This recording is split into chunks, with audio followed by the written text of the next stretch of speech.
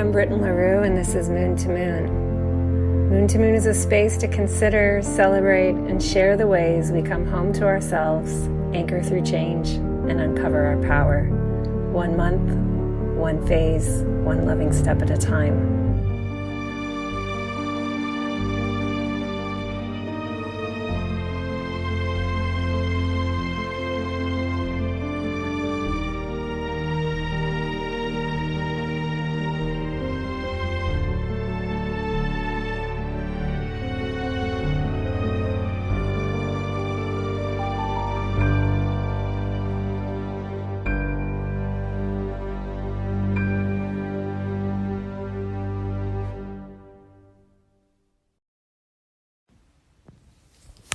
Hello, it's Britton.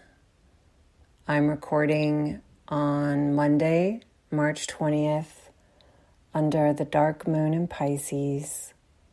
It's a few hours before the spring equinox, and it's time for a dark moon download.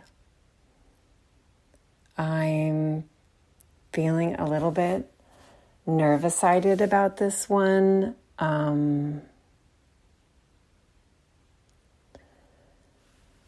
I really want to talk about Saturn and Pisces because, no doubt about it, the planet Saturn and its relationship to the way of being that we call Pisces has been such a huge theme this lunar cycle. And it will also continue to be a theme as long as Saturn is in Pisces for the next 2+ years. And both of these archetypes are so important to me. I'm nervous-sided because I'm both really excited to spend time with them and talk about them with you and honor them with you. And I'm noticing that I have a little bit of a scared inner child who's afraid I'm not going to do a good enough job. So she can just hang out with us, and that's okay.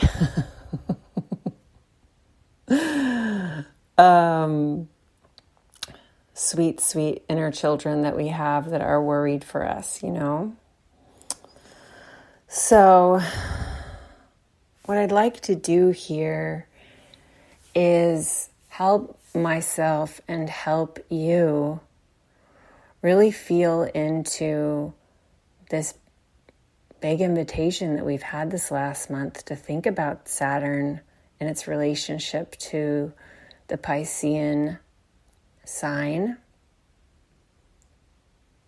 What are these relationships? What does it mean when they come together?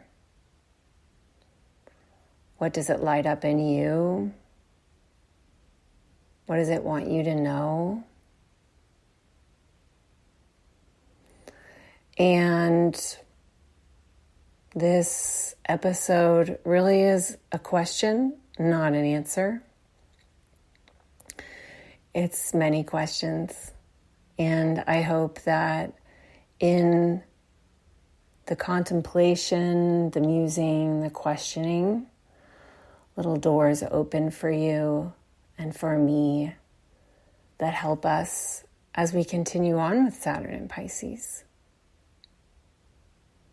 So before I begin, in case this is your first time listening to a dark moon episode, let me just define that briefly so you know what I'm talking about. And then I'll share a little bit about the astrology to ground us in what's going on. And then I'm just going to roll with whatever wants to move through. I've been talking a lot about this last month, so I have a lot that's like fresh, but I'm not sure how it wants to unfold and in what order. I'm just going to let it flow. So the dark moon download episodes that I do now and then, calling in more consistency in 2023. The idea is that the dark moon window is those last few days of a lunar cycle. From new moon to new moon, we have about 28 days where we're inside a cycle of experience where we're learning about facets of ourselves. This, you can disagree with this being a thing, but I have found it to be a thing since I've been tracking lunar cycles and living lunar cycles, and I'm not alone in sensing that it is a thing. So if you're new to lunar cycles, you can play with this as a possibility. And at the beginning of a lunar cycle, when the sun and moon are in the same sign and they hit the exact degree, the moon moving much faster than the sun. So the moon comes up to the sun, there's the new moon at that particular degree of a sign, and then the moon keeps moving around the sky, going through all of the signs, about 2.5 days per sign, and then comes all the way back to the sun, but then the sun's in the next sign. Usually, we're about to have a cycle where we're going to have a new moon in Aries and then another new moon in Aries, because there's more days the sun is in a sign than there are days that there's a lunar cycle. So once every, year and a half or so, I'm not sure exactly, there'll be 2 new moons in one sign. But usually it's just the moon catches up with the sun and it's now in the next sign over. And like so, we knock on the door of every sign inside of ourselves, because we are all 12 signs. They were all around us when we were born, and they're all in our chart, whether we have placements in a sign or not.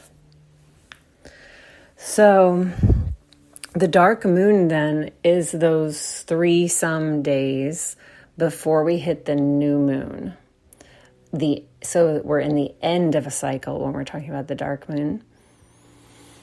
For me, for some people, a new moon really isn't celebrated until you have a visible waxing crescent. But since I follow astrology, I think of the new moon as a time when they come together, even though we still can't see the moon yet. So it's technically still dark in the sense that we don't see a moon in the sky at this time. But symbolically, what I like about the dark moon period is I feel ancient with experience. We're ancient with experience around certain invitations because we've been living with them for a month. We may still have insights that haven't rolled in yet about those experiences, but a lot has come forward since the initial invitation. So at the new moon, we can feel the invitation. We have these knocks. We can psychically project ourselves forward into time and feel what the invitation is going to be before it's even there. But we haven't had all the experiences yet, I think it's super fun to talk about the new moon and to feel into those kinds of forecasts. And I share those on Instagram and here or there. And I really love to talk at the end of the cycle, because then I feel like I've been sitting with so much. I just want to talk about all of it and share it. So the dark moon is this window of time when we're old with a cycle. And here at this point, I like to disseminate and let go of what has been accumulating into my field and trust that it will be of support to someone else. So in this case, we have been talking about a lunar cycle that began with the sun in Pisces and the moon in Pisces a month ago. And that lunar cycle began very close to Saturn at the end of Aquarius. So it was a new moon with strong Saturnian vibes, even though Saturn was not in the same sign. It was still very close in the sky to the new moon. So Saturn was present at the initial invitation, and then over the course of this lunar cycle, Saturn moved into Pisces, and that's where Saturn is now and will continue to be to spring of 2025, and then again late 2025 into 2026. So it's a huge window of time for all of us to be understanding more about Saturn as a teacher in terms of Saturn how it wants to express and help us in the sign of Pisces. So I want to share with you what has been coming forward for me since the new moon and really started coming in strong when Saturn moved into Pisces. This is a powerful time for me personally, being a Pisces sun. This is going to be a period when Saturn is in the sign and house of my sun, which only happens for us every 27 to 30 years. And the last time this happened, my dad died when Saturn was on my sun. So I've known that since I found astrology. I first found astrology in fall 2017. And I initially was an autodidact. It's just a fancy word that I love for someone who teaches themselves. And I started learning about transits, which is when the planets, as they're currently moving or they're moving at any point of time around the sky, and how they're affecting a birth chart. In this case, studying my own, letting me be my own first client. And I was studying different life events and looking up those life events to my birth chart. And the first one that I looked up was my dad dying, because that's the most significant thing that happened to me in the first part of my life.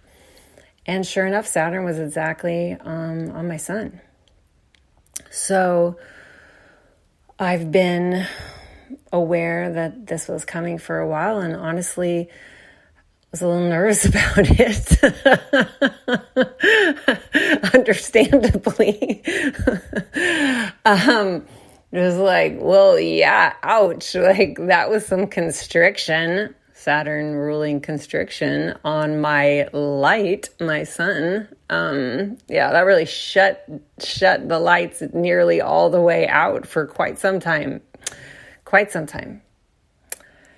And, but, I have, as you know, if you listen regularly, I have a personal cosmology that sees all the planets through the lens of love.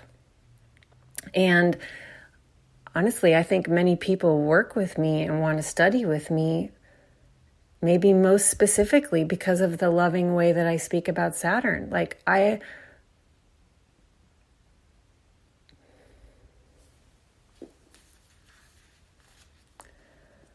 I love Saturn. So as soon as Saturn moved into Pisces, it was like the best day ever. I just let all the fear around that just wash away. Just I'm not afraid of Saturn. Silly. I'm so excited to go even deeper into understanding how even such a difficult experience is also part of Saturn's love. I'm someone that just wants to trust in things like that. So,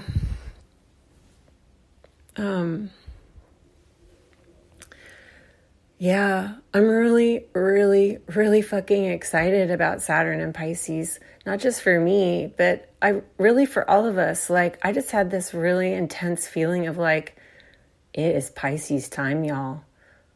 It's Pisces time. And this gets me excited because I just feel that as a culture, as a people, as humans, we deeply need to heal with Pisces. The Pisces parts of all of us. We really, really long for it. And I think Saturn's medicine for Pisces is going to be a kind of like consolidation of the power of Pisces in us. This is what it feels like to me. And I feel really like fucking serious about it, you know, like Saturn. I feel really serious about this. I want it, and I want to show up for however I can participate in a Saturn and Pisces healing revolution. So this is not going to be the last time that I talk about Saturn and Pisces, I am sure. But this is me at the front end, naming some things that I would like to name.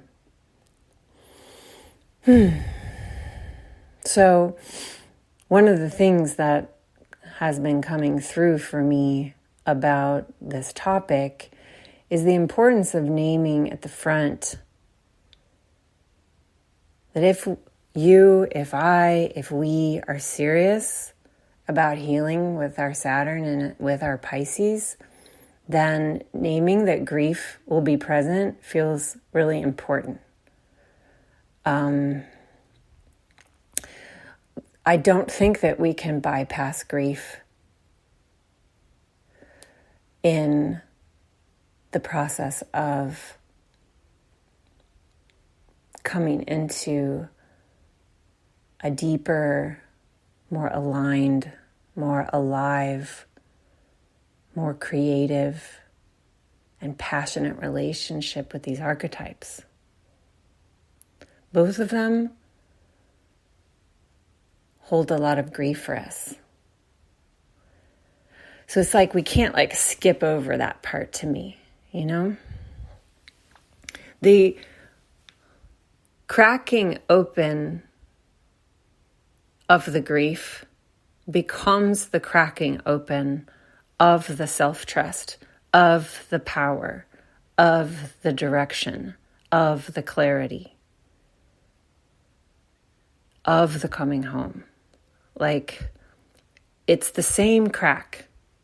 It's the same crack. So it's sort of like you can stop listening now if you don't want to hear about grief because that's going to be here. Like, so welcome. The Pisces in us grieves because we experience a theft of innocence and a theft of wonder very early in our culture. And wonder for me is this capacity to be like in a regenerative delight, in regenerative curiosity, in beauty, like beauty for me being one of the core aspects of wonder.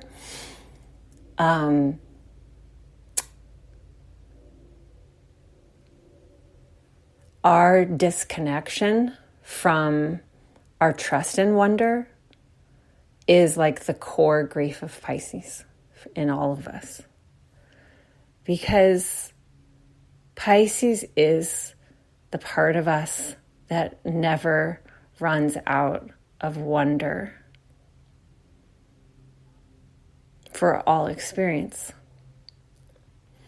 And it is wonder that is, to me, one of the most essential qualities that we can carry with us to live in a world that has a lot of pain and violence and disappointment and grief. So Saturn, I think, is going to help us, I'm going to speak more about Saturn in a second, in the repair process.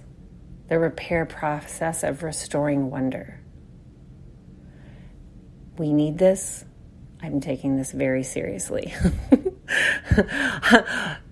Pisces wants us to understand that the wonder that you seek is inevitable. Inevitable. It's on its way. It's already here. All the time. This is aliveness. Just that, I can't believe it. Oh, that is, it's inevitable. What does it mean to you to feel into the wonder that I seek is inevitable? It can't wait to find you. All you do, your job, this is your responsibility. Your responsibility is to be in a wonder practice all the time. Now, this does not mean bypassing. Wonder does not mean not feeling or seeing harm and pain and what you don't like. Because actually, wonder is very high sensation.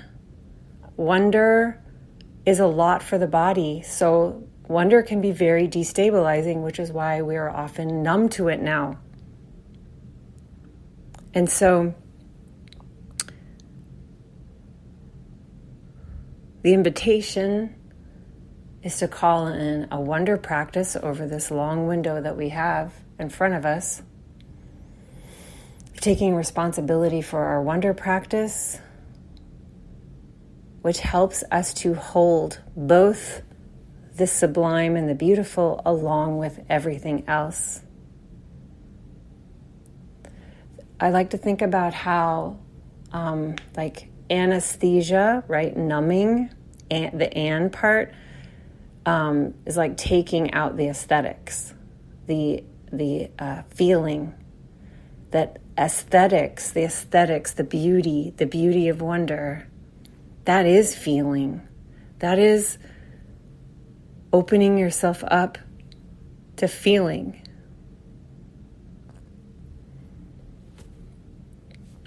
And we can have compassion for ourselves.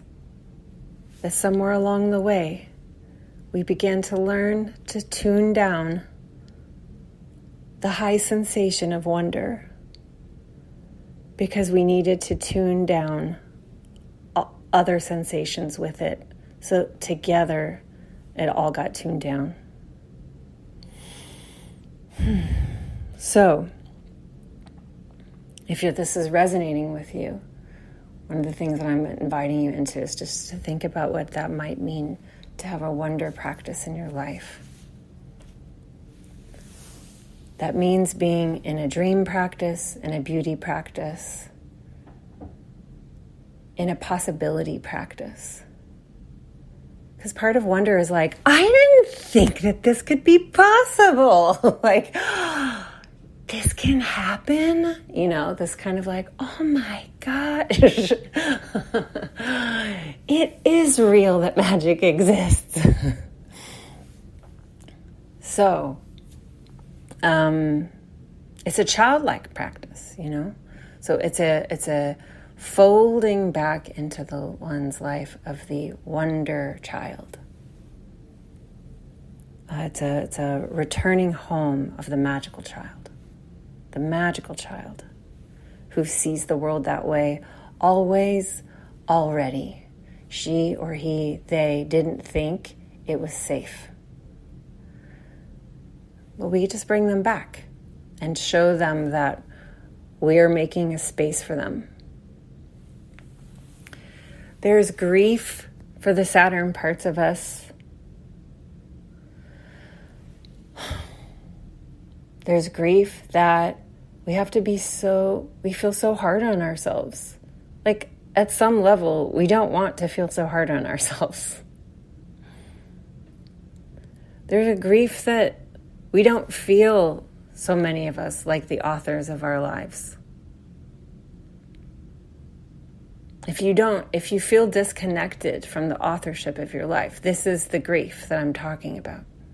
Because Saturn actually wants you to feel that you are, but the Saturn principle can get turned in a way that we feel further away from it.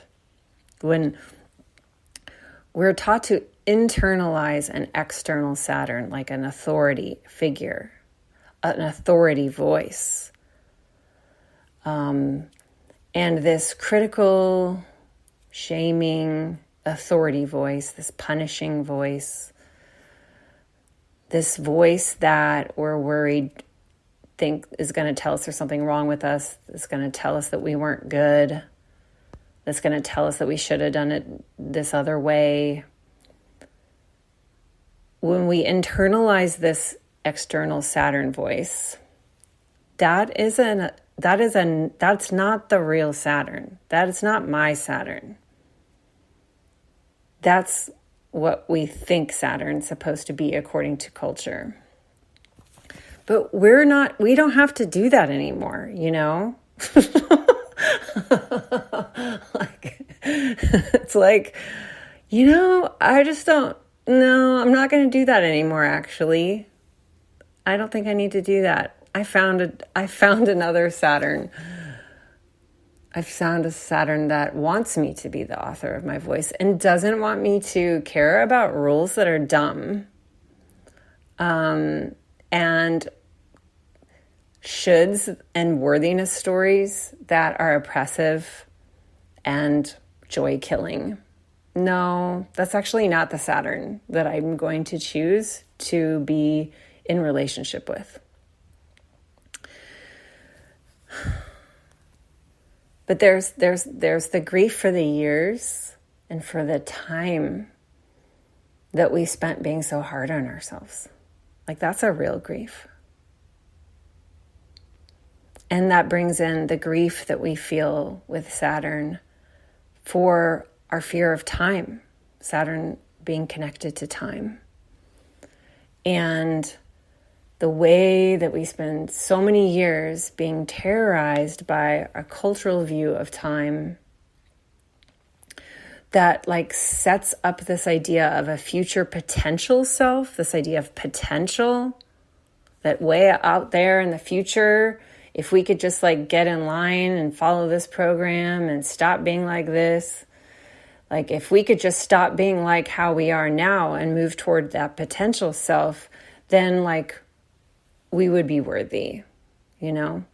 And this is just a total fantasy, this idea of potential that shames the present moment. It's designed for me, to control us so that we don't see how powerful that we already are right now, all the time. As long as we can stay convinced that the present is shitty, then we will relate to the future based on this present time version of ourselves that we don't like. And then we're like in this really, really rough relationship with time. And that has become a rough relationship to the Saturn principle. And so at the beginning, then, there's this kind of like grief to accept about releasing ourselves from this idea of a potential self. For many of us, this idea of a potential version of us is like soothing because it helps us think there's something besides what's here. And if we don't like what's here, we want to get into the vision of the potential, you know? But this I've come to see it doesn't work like that. Like, as long as we have that relationship to the present moment,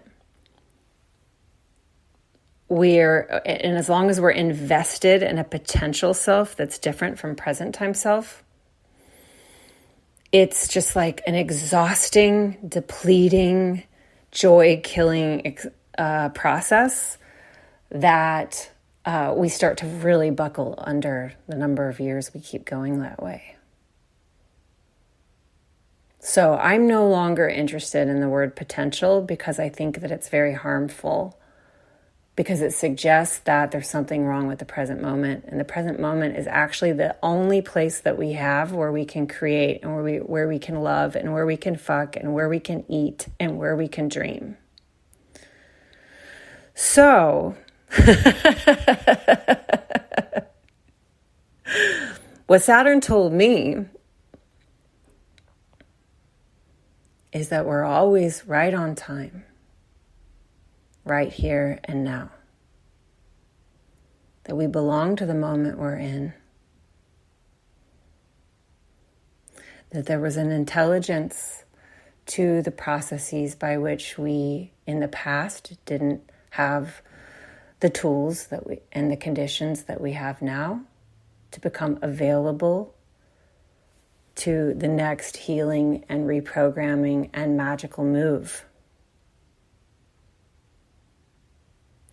And it all begins with creating this place of protection, this space of protection in the present moment for sitting with Saturn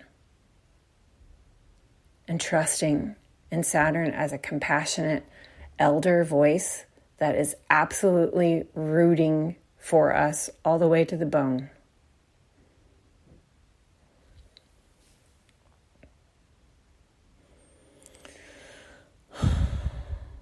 I feel that Saturn authorship really comes from showing up to reprogram the evidence that you can't do it. Reprogram the evidence that you're a failure. Reprogram the evidence that, if you had only, rah, rah, rah. Saturn, it's this part of us where we have to grow our own authority because no one else is going to do it for us. And we do it in spite of and because of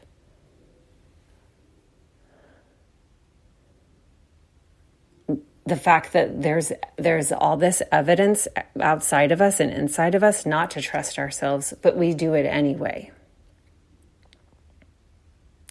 So it's kind of like this deal where evidence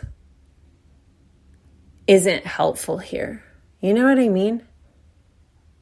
If you want to reprogram the present moment, you have to surrender whatever people told you about evidence that, you're shitty or that you're bad. That means you may have to make your parents wrong. It means you may have to make that judgy person wrong about you.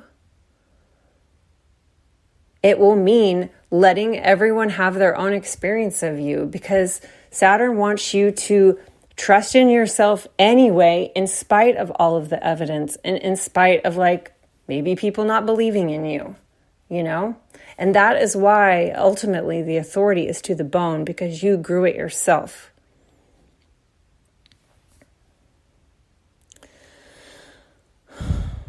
Now, this isn't the Saturnian isolation of going it all alone, because I do believe also that we grow Saturn so beautifully in community. And we grow Saturn so beautifully when we let people really witness us in this process. And when we witness others in this process, which is why it's through vulnerability that we really come into Saturn. It's very humbling.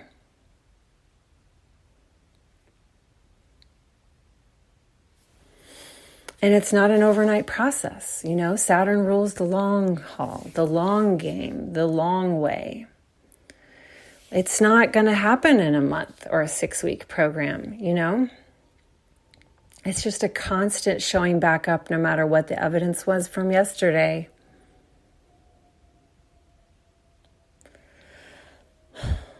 So I think that honoring the grief of all that's present with Saturn is the beginning, like that kind of stripping down to really be with yourself. And that vulnerability is a huge part of it.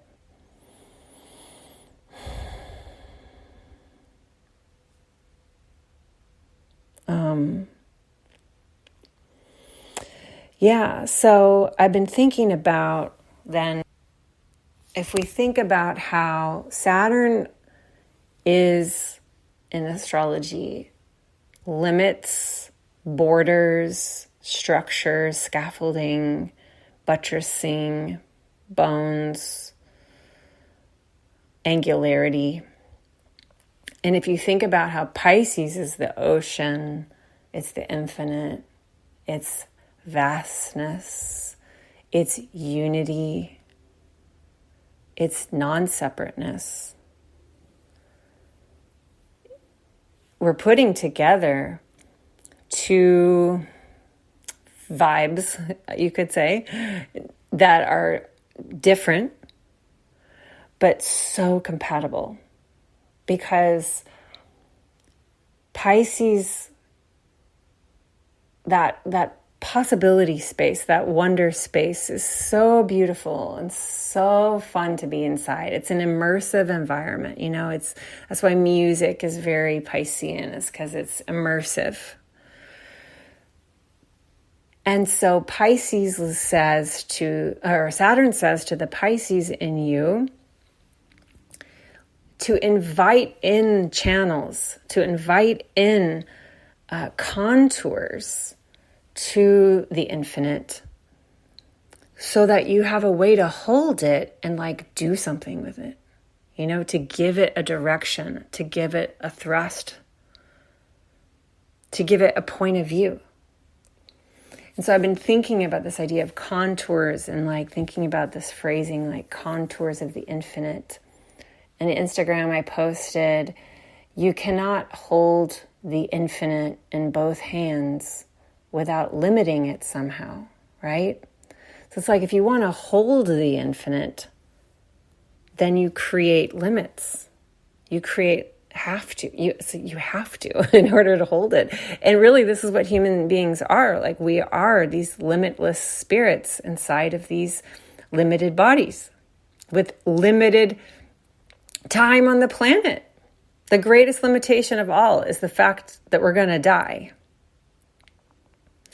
So Saturn and Pisces kind of, to me, naturally have this poignancy. The poignancy of the Piscean wish to just be unified with all things, to just be a river, to become a bird, to just dissolve into sound frequencies. We can really do that with our Pisces part fully. And also the Saturnian part of you is and you did choose to live in human bodies. So here's the deal. You will die and you will rot and compost into the earth and be regenerated. So while you have a pulse, what do you want to do here? Let's do things. Let's make things. Let's create containers of time and energy so that you can make something of your dreams. To the Pisces, what are you dreaming of? Saturn wants to take your hand, to the hand of the magical child in you, and say, well, what would you like to see? What would you like to see from this life? So, of course, this is extremely exciting to me as a very Piscean person because I have all kinds of opinions about that. And I'm, in fact, living it because I have a Saturn-ruled moon that just turned on to support my Pisces instead of trying to shove my Pisces in a closet because it didn't feel very useful here on the planet.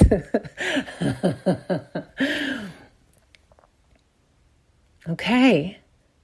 But you know what Saturn says to Pisces? Okay, but here's the deal. I want you to have boundaries.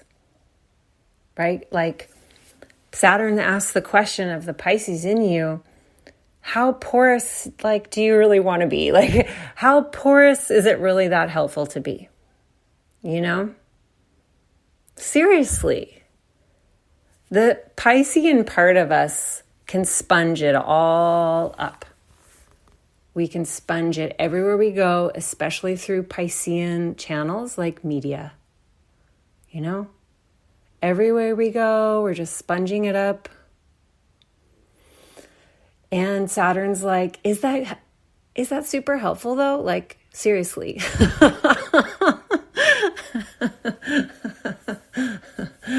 Saturn's like, I want you all to learn how to have energetic boundaries, how to have psychic boundaries, how to come back into the body after mystical experiences, how to wake up after you've been sleeping, how to slough off the presence of somebody else that you were just with and get into the business of your own creative practice. How to identify, like, you know what? I think I'm carrying someone's mood right now. I think I'm suffering for someone that I don't even know. Wait a second. No wonder I can't do the thing that I wanted to do. Like, this is not a problem. It's just about remembering the boundaries, remembering the practices that help us to come back home to ourselves and remember that it's not our job to manage other people's emotional experiences, that we can't save everyone.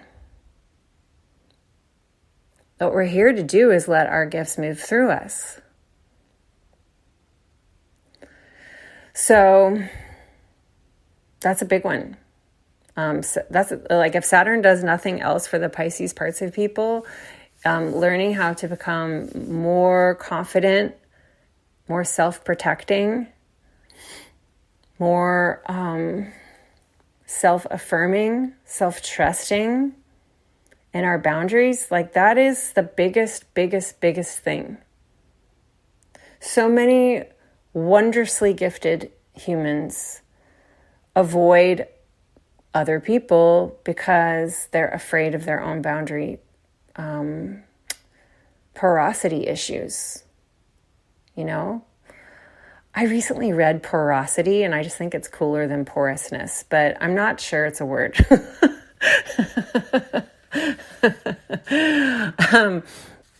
But yeah, like when I say this is Pisces time, I'm like wanting all the sensitive people, you know, all the empathic people, all the porous people. I'm wanting everyone to really come into their tools, you know, their tools for caring for themselves as sensitive people and realizing that they have fucking superpowers and to be responsible for them by learning tools. And what this means is more and more and more people needing to talk about it because most people don't even realize that they're walking around porous because we don't teach energetic boundaries in schools. You know, it's not common. It's not talked about. It's not normalized. So I'm calling on a normalization of teaching energetic hygiene and boundaries and self-protection, self-care, and having it not only be just like widely supported, but also respected, you know, and like we really call out when people feel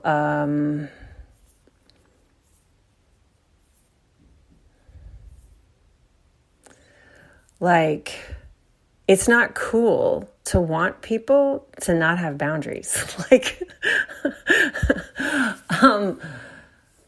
Yeah. I mean, in my channels and in my feeds, of course, people talk about this all the time, but I would like this to be like way more mass culture in this period of Saturn and Pisces. I also really think that Saturn is going to help Pisces people to have to name their standards and preferences, because these also are limits, you know? These are forms of limits. If you say like, you know, I would really prefer this, you are making a choice based on a preference or standard. And for the Pisces and for many like mutable type people, making choices is difficult because it means you're destroying the possibility of all the other choices. And that can feel like death. I'm not even kidding. The word to decide means to cut away. So to decide, what I want is this. I've decided I've chosen this route or whatever. You're cutting away all the other possibilities. So it takes a lot of courage. And this is a Saturnian gift. The courage to make decisions, to be the one who decides things for your life. That's authorship. I mean, what else is authorship? Seriously, like that's what authoring is making decisions about a story, right? So like being the one who decides about your life is being the author of your life. And that makes Saturn very happy.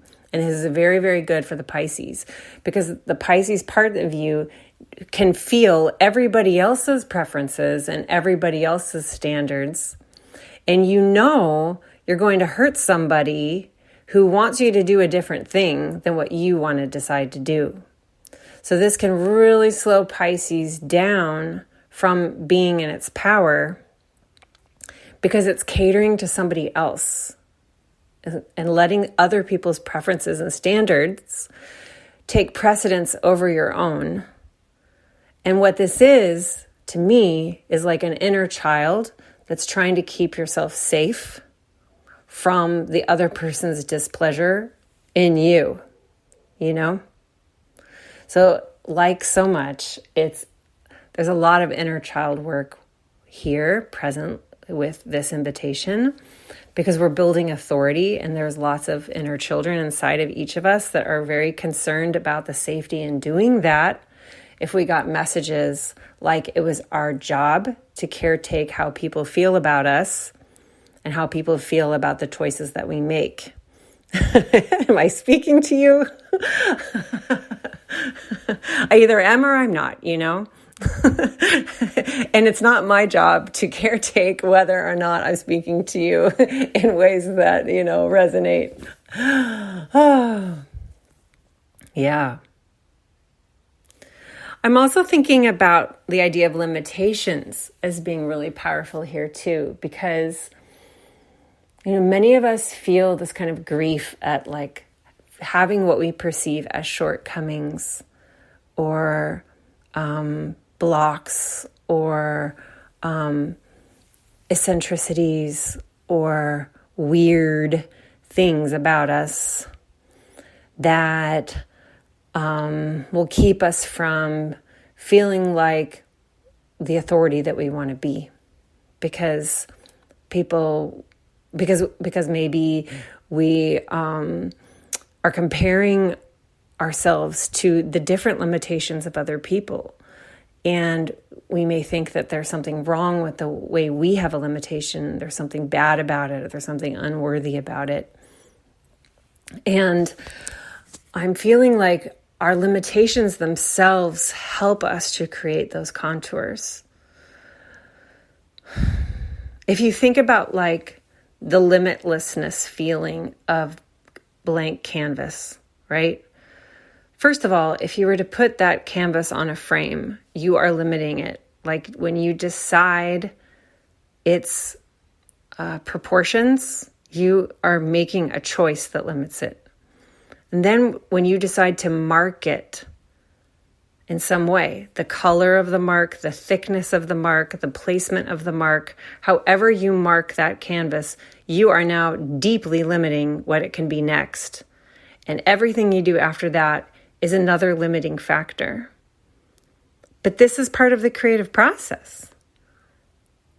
This is part of the creative process. And what's so frightening about it is like, as you make each choice, you're cutting away and killing and destroying the possibilities that could have come forward.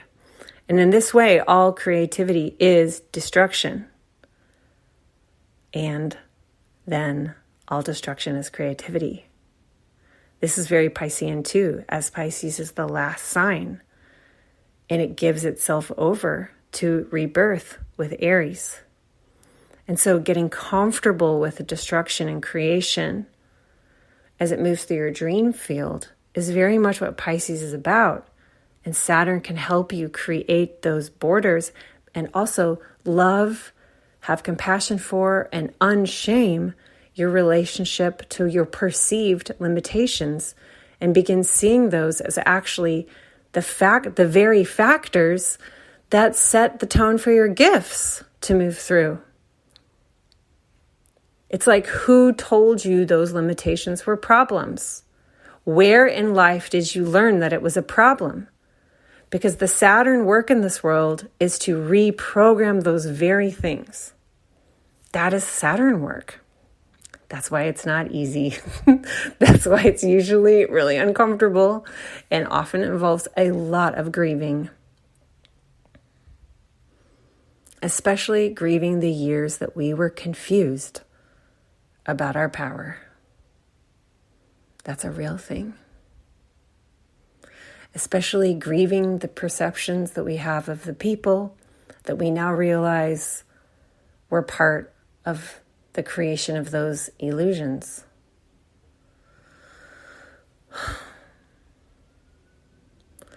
But one of the things we most fear, I think, is that people won't understand or like our limits and limitations.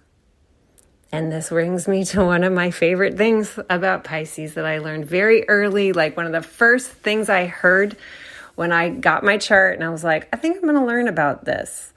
And I listened to some videos on Pisces, and somebody said, like, Pisces needs to let people misunderstand them. And I was like, what? And then that just took on this whole life inside of me, just like, I can let people not understand me? What? Because I got the message that it's my responsibility to help people understand me. But like, oh, sweet inner child, like that's not possible because you can't make everyone understand you. And this is a big thing that's been rolling in. So here it is like, if someone's not understanding you, that's just the sign that you're not aligned with them. And this is not a problem because you're not here to be aligned with everyone all the time. You know? There may not be anyone on this whole planet that you're aligned with all the time.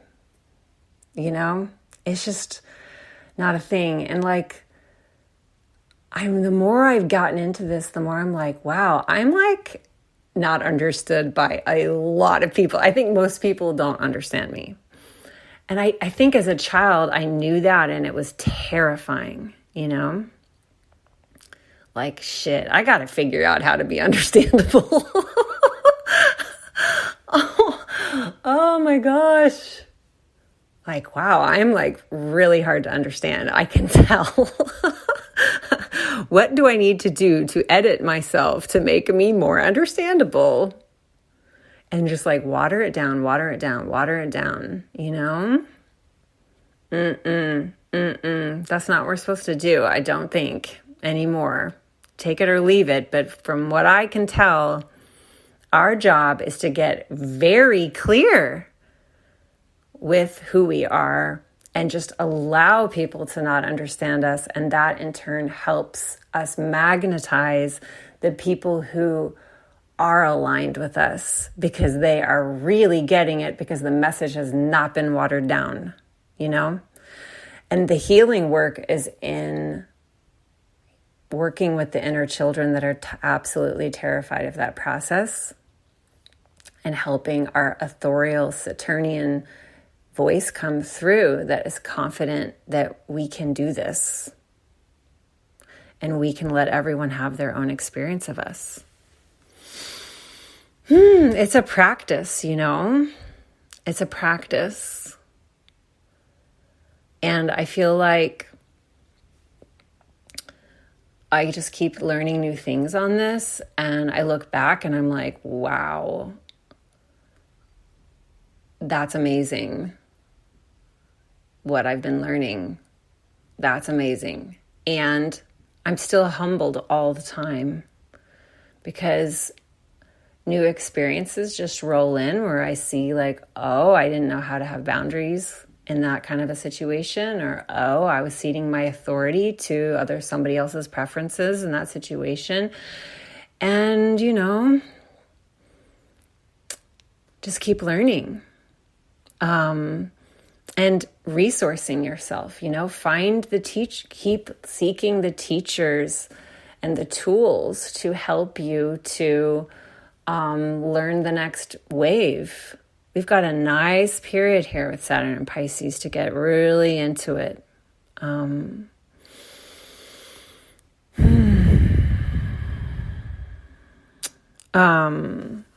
me see if there was more that I wanted to talk about here. I think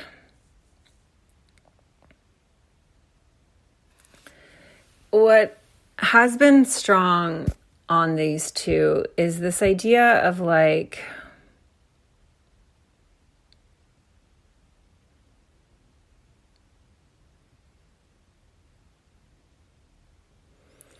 accepting, you know, I said that we would begin with grief and we'll end with grief.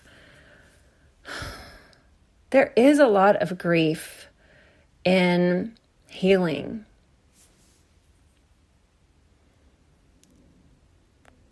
Like, because the people that you're in relationship with, your family, friendships, they may not be comfortable with the shifts that come from growing those boundaries and getting more comfortable in your authorial voice, you know? And it's like, wow, these are the consequences of self-care.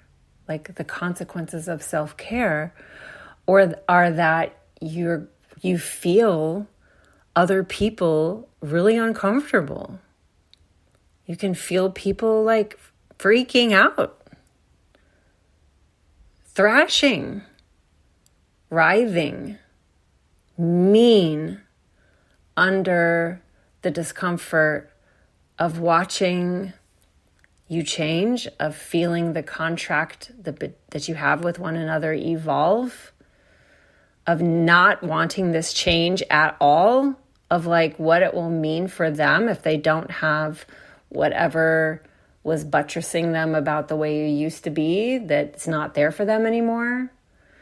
And like letting yourself not be responsible for managing other people's discomfort,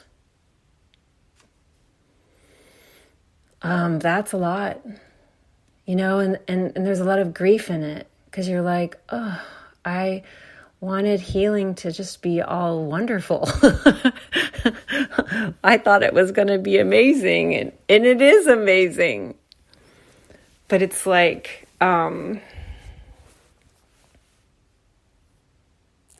as you grow self-trust, sometimes people don't know where they belong in your life anymore. And there's it's just such a compassion practice, because it's compassion for yourself that you're doing something really hard and really beautiful and not easy. The easy thing would be to not change. Compassion for other people, that they're on their own journey. And yeah, your strength will mean their own awareness of where they don't feel healed or they don't feel strong. And letting people just have their own experience about all of that, and letting it not be like your fault, not feeling guilty is so much, which is why I feel like the pace is slow, and Saturn wants it that way, you know? Saturn is inviting a slow pace. When there's urgency in healing, I found from myself and from working with people, when there's urgency in healing, it's almost like a fear that, like, I'm in the mood right now. If I don't get healed right now, I may never heal, you know? I totally know that one. And what I learned is that this is also a Saturn problem, because it's a relationship to time being fucked up. You know, urgency is a fucked up relationship to time that comes from modernization, industrialization, and colonialism.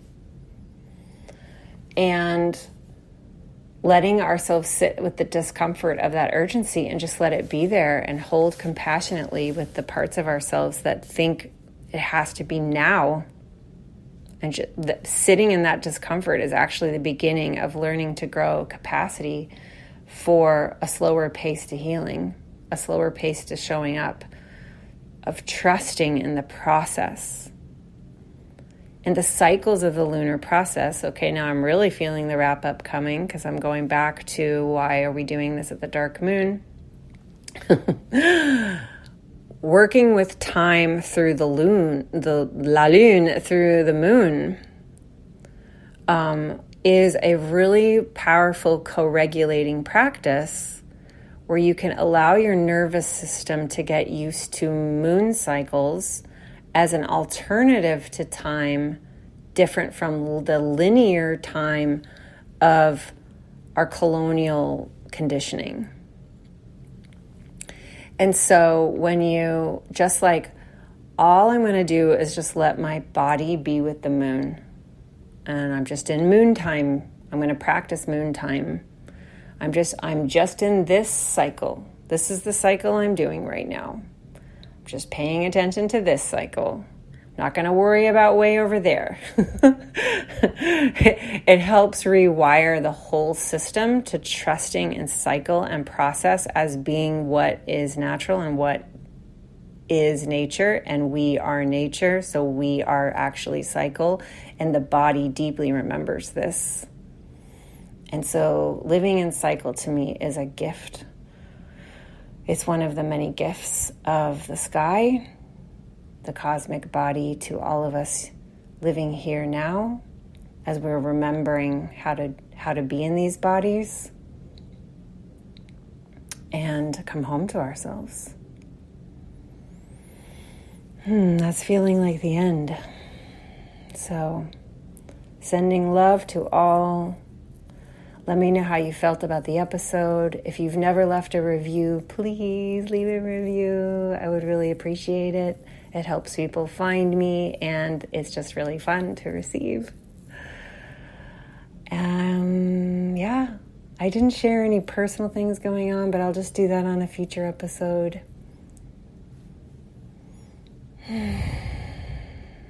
Before I close, I'm going to dedicate this episode to my dear Matt Bull, whose birthday is today on the Pisces side of the equinox. Happy birthday, Matt.